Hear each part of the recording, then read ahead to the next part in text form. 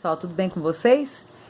Vamos dar início agora à nossa sequência de videoaulas, né? A gente agora vai ter que trabalhar dessa forma, até a gente ter uma previsão aí de quando vai ser o retorno, né? Para as aulas normais. E aí, enquanto isso, a gente vai postando para vocês alguns videozinhos para ajudar a não ficar perdendo tempo, né? E a gente tá sempre aí em dia com o nosso conteúdo. Nós vamos dar sequência hoje, então, ao sistema cardiovascular. Vocês se recordam eu dizer para vocês que o sistema cardiovascular, ele vai ser, a gente estuda, né, separando três componentes principais, três, na verdade, conteúdos, né, que estão muito integrados e aí, por isso, pertencem ao mesmo mecanismo, ao mesmo grupo, só que a gente divide, tá? Então, nós vimos sistema cardiovascular e agora a gente vai ver sistema linfático e depois sistema imunológico. Os três estão muito interligados porque vão ter relação com o sistema circulatório e por isso, e com as células do sangue, né, células sanguíneas, e por isso, então, a gente estuda junto com o cardiovascular, tá? Queria que vocês acompanhassem pelo livro de vocês, até deixei aqui do ladinho marcado pra gente acompanhar por lá, tá? Na parte do tema 5, sistema linfático, página 426, e a gente vai seguir a ordem que está lá.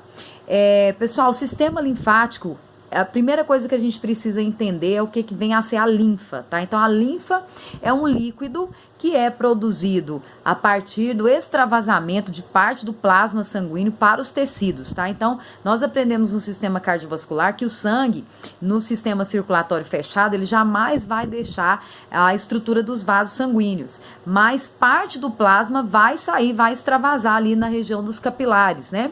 E aí, esse líquido que extravasa para essa região, levando consigo os nutrientes, levando o oxigênio, né, para nutrir as células e demais substâncias que estejam presentes ali, vai compor então esse líquido que fica banhando as células do tecido, né?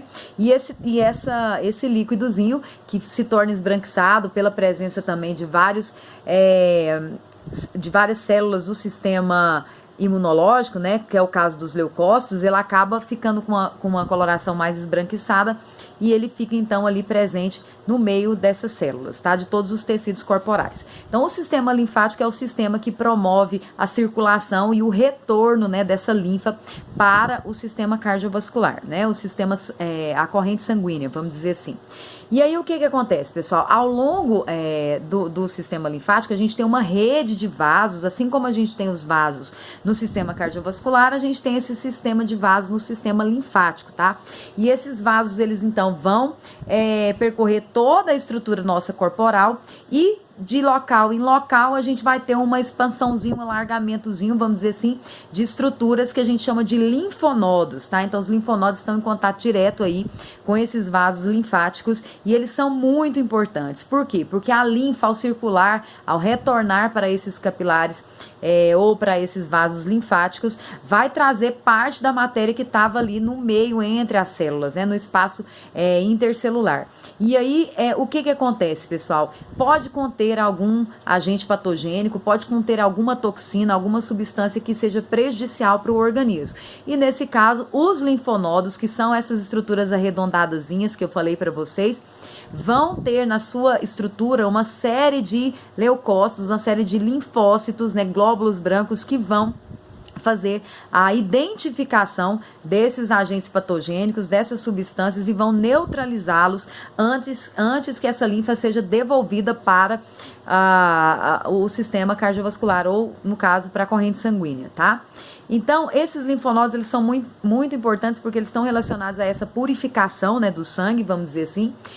No caso não do sangue, da linfa, né, são responsáveis por essa purificação e vão evitar então que micro-organismos ou outras partículas possam percorrer aí o nosso sistema sanguíneo, né, o nosso sistema cardiovascular. Bom, outra coisa importante da gente lembrar é que esses linfonodos, eles estão agrupados, né, em pontos mais específicos. Então, nós temos grupos bem volumosos de linfonodos na região aqui do pescoço, tá? Nessa região mediana aqui do nosso tórax, próximo às axilas e próximo às virilhas, tá? Nesses locais, então, a gente tem agrupamentos maiores de linfonodos e são pontos estratégicos que quando a linfa estiver passando por essas regiões, eles vão encontrar essas estruturas que têm por intenção identificar essas partículas e neutralizá-las antes que elas possam causar algum prejuízo. Mas se ainda assim, pessoal, acontecer dessas partículas conseguirem alcançar outras partes do nosso corpo, logicamente que a gente vai ter o sistema imunológico para poder responder à altura aí contra essa infecção, tá? Então o sistema ele não é 100% e não é infalível, né, vamos dizer assim, mas é de grande ajuda, porque se não houvesse a participação desses linfonodos, né, e desses órgãos linfóides que a gente vai comentar agorinha, essa linfa ela não seria purificada antes de retornar para a circulação sanguínea normal, tá? Então, outros órgãos que são importantes, outras estruturas que são importantes do sistema linfático são os órgãos linfóides, tá? Esses órgãos linfóides são representados pelas tonsilas palatinas, né, que a gente normalmente chama de amígdala. Vocês provavelmente já devem ter ouvido falar ou até mesmo já deve ter passado por alguma cirurgia no qual as pessoas retiram essas amígdalas ou essas tonsilas, né? E isso ocorre porque é um órgão linfóide, é um local onde os linfócitos vão amadurecer. E esses linfócitos, como a gente falou, que são células de defesa, quando eles começam a se multiplicar muito ativamente, eles promovem o inchaço desses órgãos linfóides, né? Isso acaba se tornando incômodo. Então, a amígdala fica bem inchada, incomoda bastante, dificulta a deglutição. Por isso, a maior parte dos pais acabam optando por retirar, né, essas tonsilas aí, quando vocês ainda estão na infância, né? Outro órgão que está relacionado com isso é o baço, tá? O baço, pessoal, está relacionado com essa questão da maturação de linfócitos, né? Está relacionado com a produção também de linfócitos nesse local, mas a vida é totalmente compatível sem o baço, tá? Então, apesar da gente dizer que é um órgão linfóide, que é importante, né, para essa questão da identificação dos corpos estranhos e tudo mais, uma pessoa pode viver normalmente sem o baço, tá? Fato é, inclusive, que a gente sempre cita isso nas aulas de biologia, né, que o professor Egmar, que é o professor de física, que vocês ainda não têm aula com ele, mas futuramente vão ter, o Egmar, ele não tem o baço, né? E se vocês forem observar bem, os professores de vocês, está tudo faltando pedaço. A professora Malvina não tem apêndice, não tem vesícula, né? O professor Egmar não tem baço. Aí a professora Daniele não tem mais tireoide. Se a gente for observar, todo mundo aí tá faltando um pedacinho e tá todo mundo, ó, bem, né? Todo mundo conseguindo sobreviver, porque a vida é compatível sem essas estruturas aí, por mais que elas sejam importantes. Acaba que a gente tem outros componentes e outras estruturas que vão poder cumprir o mesmo fator, tá? E lembrando, né, pessoal, que o professor que tem o órgão mais que não poderia perder, né, no caso aí, é o professor Nilivan, né, que ele perdeu um órgão muito importante, que é o filtro, sabe? É por isso que ele xinga vocês de tudo quanto é nome, porque ele não tem filtro para poder saber quando é que ele tá extravolando. Mas enfim, vamos lá. E aí o último órgão linfóide que nós vamos comentar a respeito é a parte do timo, tá? O timo se localiza nessa região aqui. E aí, o que que acontece? O timo, quando a gente é bebê, ele é bem grandão e à medida que a gente vai crescendo, vai se desenvolvendo, ele vai sofrendo uma regressão, né? Fica bem pequenininho e ele também tem essa função de identificar os agentes aí, causadores, agentes estranhos, causadores de patologia no nosso organismo. E quando eu falo para vocês esses agentes causadores de patologia, pessoal, eu tô falando aí de uma bactéria, eu tô falando de um vírus, eu tô falando de um fungo, tá? De qualquer organismo, mas também de toxinas, de substâncias que possam ter entrado no nosso organismo por uma via alimentar ou respiratória, seja lá como for, tá bom?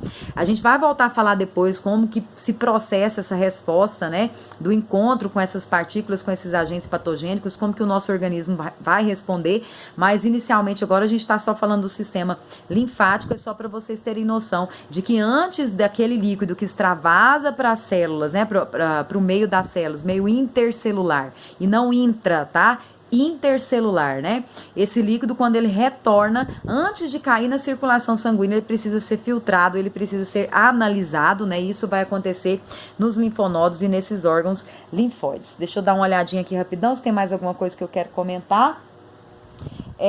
Só mais uma questão que a gente precisa lembrar que esses vasos linfáticos, eles também não podem se entupir, né, pessoal? Então, o que acontece? Existem alguns parasitas que podem se instalar nesse local, que é o caso da doença chamada de filariose, tá? No qual as filárias vão se reproduzir, vão aumentar em número nessas regiões dos vasos linfáticos, causando edemas, inchaços no local.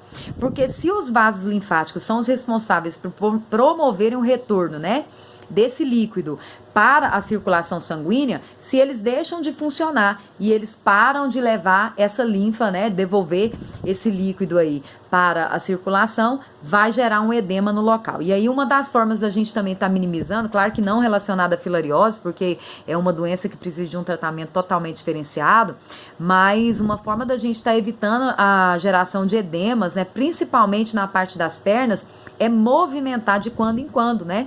Porque muitas pessoas trabalham só sentadas, muitas pessoas trabalham só em pé, mas numa posição só, e isso, com o passar do tempo, vai fazendo com que os líquidos fiquem retidos nas partes mais baixas, né, do nosso corpo, nos membros inferiores, e aí vai gerar o edema, tá? Então, lembra que a gente comentou sobre a questão de ficar movimentando os dedinhos, né, as pontas dos dedos, pernas, né? Principalmente porque, diferentemente dos vasos do sistema cardiovascular, pessoal, a gente não tem o coração para impulsionar essa linfa, né, e fazer o retorno. Então, na verdade, é a musculatura que está em volta desses vasos linfáticos, né, que vai fazer com que a linfa possa circular. Então, precisa de movimentação para que os edemas, né, não surjam no local.